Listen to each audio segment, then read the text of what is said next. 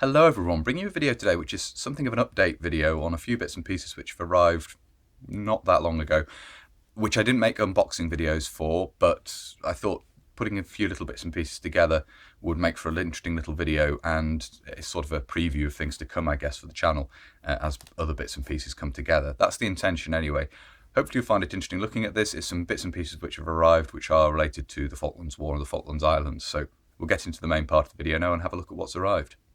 So the first thing we'll take a look at here is this cap badge, which is quite an unusual design.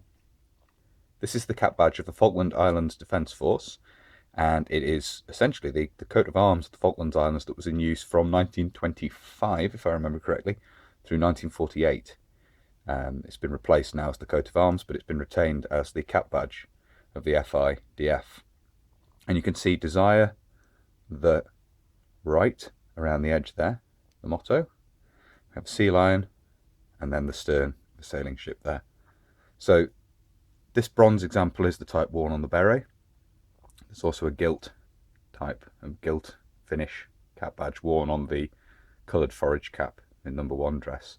So this will be quite useful going forward. Hopefully I'll be putting together a video looking at a member of the Falkland Islands Defence Force circa 1982 for obvious reasons, and this will be obviously the beret badge worn on a khaki or a drab beret anyway, around that time period. So as I say, this is the beret badge. There's also gilt examples of these for wear on the number 1 dress cap, but the details remain the same. So Falkland Islands Defence Force cap badge. And then the bits and pieces of the leather equipment we have here is Argentine. So we have their green leather equipment, which is quite emblematic of Argentine forces during the Falklands War. See the leather belt here with a big chunky brass buckle.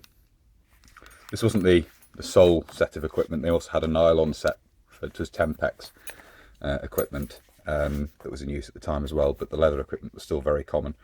And you can see the green finish here, very heavily worn on the part that's actually run through the buckle, but dyed green.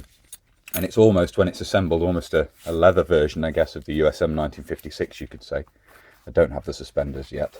The idea of this, of course, if I can lay this out at the back again, is to perhaps in the future do a comparison of basic Argentine and British kit, circa 1982.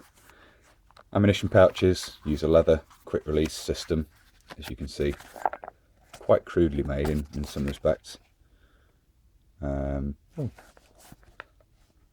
Something in the bottom there that I've never noticed in the time I've had these, which is a cockade, Argentine cockade, obviously in German style.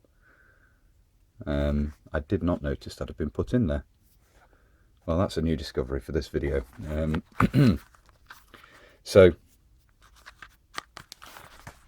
simple design, quite crudely made. Obviously you often find these with the stitching coming adrift and the belt loops restitched, sometimes even slits cut in the back where the belt loops come off. This one's been riveted in place. You can see where it was originally stitched, so that's been repaired at some point.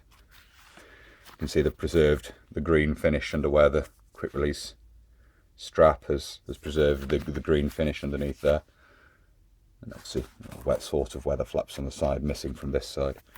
I guess you could say a crude but functional design. Obviously leather is not an uncommon resource in Argentina, almost a byproduct of the meat industry, so it made sense to make leather equipment even this late on. And then the Bayonet Frog for one of the patterns of foul bayonet. I forget which pattern of foul bayonet this is for, but again you can really quite nicely see the green finish there. This one's in good condition. So the idea of this eventually is to have a basic set of Argentine equipment together. You can't really call it web equipment, obviously it's made of leather, but leather equipment together and some basic items of uniform to put on the mannequin and compare to a the British kit of the time period. Basically that's the intention. It'll be good to put together a basic set of this. In fact, as it is now, it's not atypical, just with the belt, pouches and the Bayonet Frog, you do see that. So if I get some of the basic uniform items together, it'll hopefully look good on the mannequin, and I'll be able to make a video comparing British and Argentine, as already said. So there we are. I hope you found it interesting looking at those bits and pieces. As I say, something of a teaser for things to come, all being well. If you'd like to see videos on these items in more detail going forward, please do consider subscribing to the channel if you haven't already. And whether you're newly subscribing or you've previously subscribed, please do make sure you hit the little bell, the little notification button down below. That will of course alert you when I upload future videos. If you really like my uploads and you'd like to support the channel, you can. Patreon and PayPal are both linked down below, and as ever, a huge thank you to everybody who supports the channel using those two methods. I really do appreciate it very much. Thank you all very much indeed. If you'd like to follow the channel on social media, you can. Facebook, Instagram and Twitter are all linked down below. But if you'd like to get in contact and you don't really use social media, there is of course an email address down there as well. But that's everything for this video, so until next time, bye for now.